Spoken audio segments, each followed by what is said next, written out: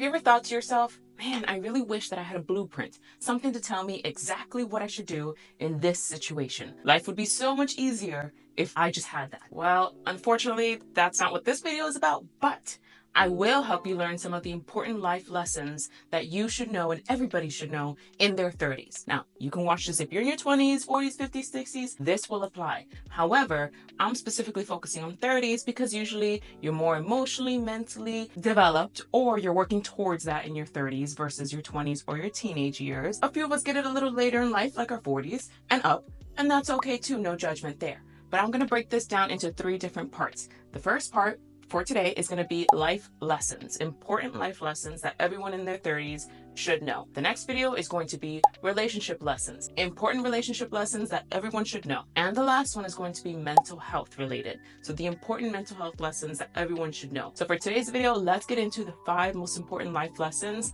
that everyone in their 30s should know. Lesson number 1. And if you don't take anything else from this video, this is it. Your time is the most important currency that you have, period.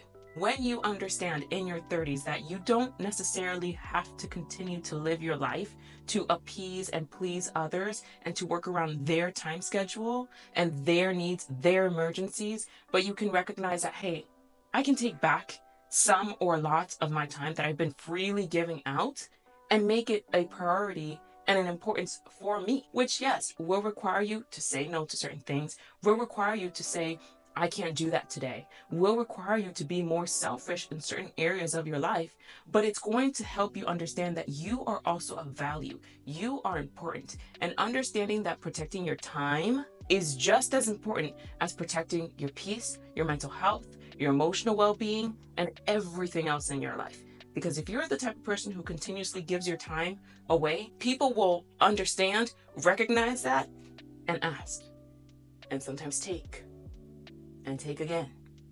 And you're sitting here building resentment, frustration. You're also playing a role in how much of your time you give to others. Your time is the most important and valuable currency that you have. Number 2, you can redefine yourself at any time. In your 30s, it's a great time to self-reflect, to understand, well, what do I want? You can really transition from your 20s when you're trying to make everybody happy and you're trying to be the person that everybody wants you to be. And you're also trying to discover yourself, but not too much, right? And everybody's experience is different. But your 20s, you're more shy, maybe more reserved in certain ways. Maybe you take less risk. Maybe you take a lot of risk. And now in your 30s, you're transitioning into a place where you don't want to be as risky anymore and you want to kind of fit the mold that maybe has been expected of you. But you're recognizing that's not me either. Your 30s is an important time to redefine and rediscover who you are, which means you get to do that. You have the freedom to do that. Now, what does that look like? Redefining yourself means you have to then reflect and say, okay, who am I? Apart from the things that I attribute to being me, apart from the people that I attribute to being me, apart from who I'm trying to be like, who am I at my core? What do I like? What do I dislike? Where do I like to spend my time? Not that I am because I have to or because I feel guilty and I do so. No. Where do you actually want to spend your time? Where do you feel the most fulfilled? Who do you feel the most fulfilled around?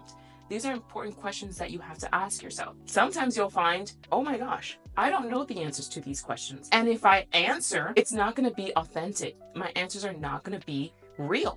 They're going to be fabricated. They're going to be based on the person I maybe want to be, or they're going to be based on the person that I admire, but that's not necessarily me. And that's okay. But this is a great time to ask yourself these questions, start to explore. Your 30s are a great time to do this. 3, this hustle culture, this hustle mentality, this will burn you out. Point, period, blank. As a therapist, I can tell you firsthand, there is not anyone that I've seen or met with or helped that has been able to successfully bypass the burnout phase while continuously doing and being for others or trying to achieve something that is outside of the realm of what truly makes them happy.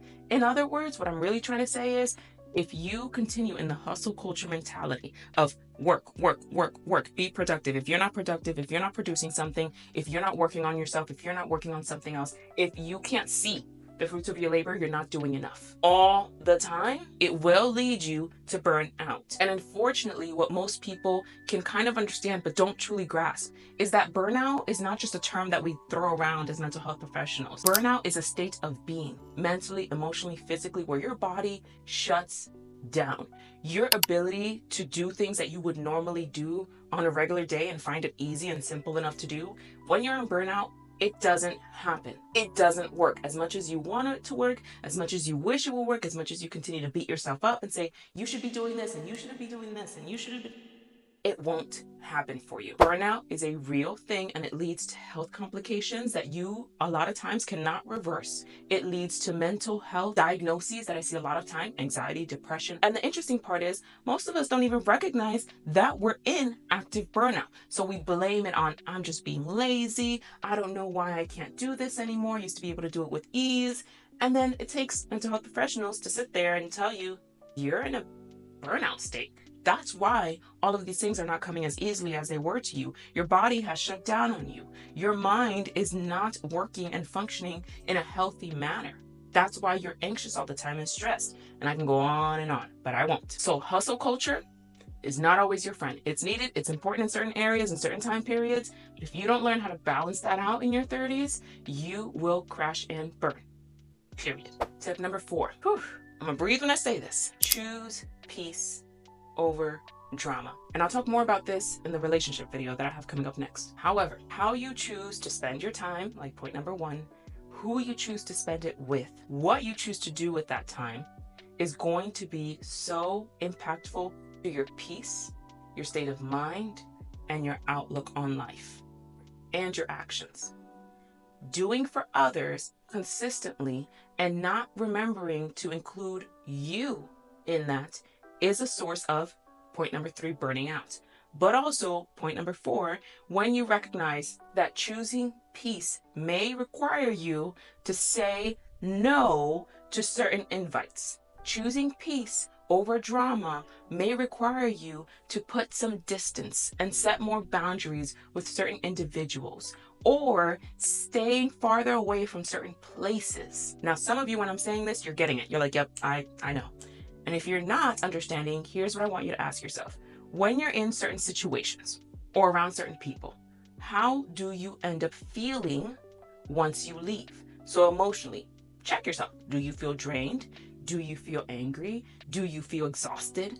Or do you feel happy? Do you feel content? Do you feel like your cup is filled? What is it that goes on for you? How do you feel? When you understand that certain people and places and situations trigger certain aspects of you, you recognize, oh, I don't like how I feel when I leave this person. Then you have a choice. What am I going to do about it? Am I going to pick and choose peace and create that distance, even if it's a little bit uncomfortable for me to do at first? Or am I going to sacrifice my peace in order to make somebody else feel more comfortable, in order to do for somebody else? And sometimes we get it and we make those decisions that help bring peace into our lives.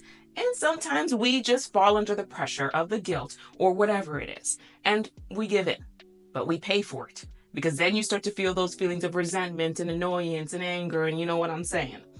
Choosing peace over drama is going to mean something different for you, and it's going to look different for me, but it is going to be an important life lesson to learn in your 30s. Now remember, I have 2 more videos coming out in this series of relationship lessons and mental health lessons. So don't forget to subscribe, like, comment your favorite part down below, and I will catch you in the next video. Take care.